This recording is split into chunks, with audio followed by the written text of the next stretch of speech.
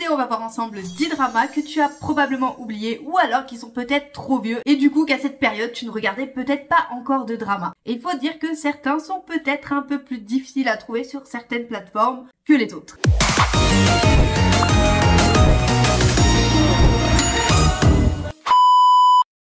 Bonjour les Genius, j'espère que vous allez bien. On se retrouve aujourd'hui pour une vidéo spéciale, les dramas oubliés. Et on perd pas plus de temps comme d'habitude.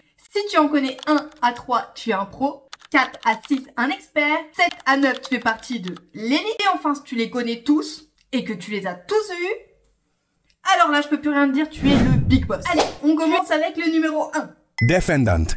Le deuxième. Fated to love you. Le troisième. Coup Family Book. Le quatrième. Lawless Layer. Le cinquième.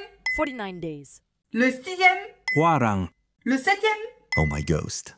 Le huitième. Sweet Stranger and Me. Le neuvième. Longue balle. Et enfin, le dixième. Coffee Prince.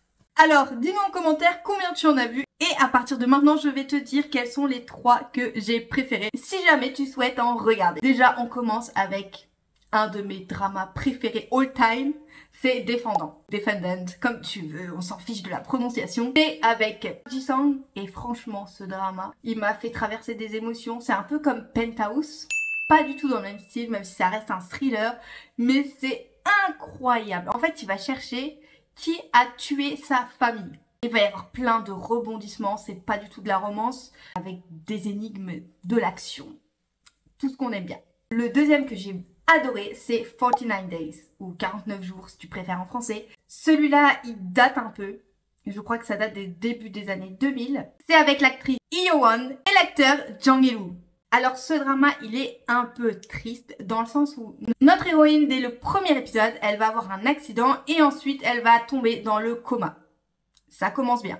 Et ensuite, son âme va avoir 49 jours pour trouver qui est l'auteur de l'accident, qui a voulu la tuer. C'est un drama avec une histoire d'amour et aussi un peu triste. Tu l'auras compris rien qu'avec ce petit résumé. Et enfin, le troisième drama, vraiment une pépite parmi les pépites. Il s'agit bien évidemment de Coffee Prince.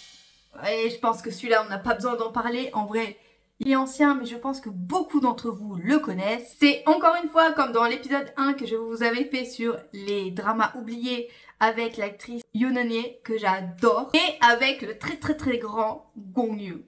Oui, on parle même plus de lui tellement il est devenu connu, que ce soit suite à Squid Game ou Le Train pour Busan, bref. Tous ces dramas sont bangers. Bref, on revient à Coffee Prince, qui est une histoire d'amour.